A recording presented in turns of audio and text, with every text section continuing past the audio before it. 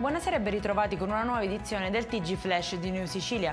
In apertura è stato arrestato senza opporre resistenza nonostante fosse armato il boss Giuseppe Auteri, 50 anni, latitante dal 2022. Il capomafia di Porta Nuova, scovato vicino alla stazione Oreto di Palermo, era riuscito a sfuggire al blitz denominato Vento, scattato dopo l'omicidio del boss Giuseppe Incontrera. I carabinieri lo avevano cercato ovunque, anche all'estero.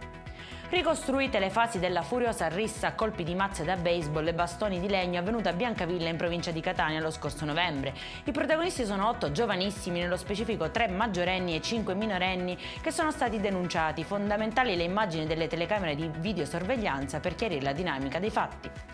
Non è durato neanche una settimana l'anonimato del cosiddetto ladro di Acireale, smascherato dai carabinieri e arrestato. L'uomo, un trentenne pregiudicato, aveva svaligiato bar e ristoranti indossando sempre un giubbotto smanicato rosso e un berretto. Durante la perquisizione in casa sua, in cerca di prove, nella camera da letto è stato trovato l'outfit incriminato e brandelli della carta dove normalmente sono custodite le monete del fondo cassa dei bar.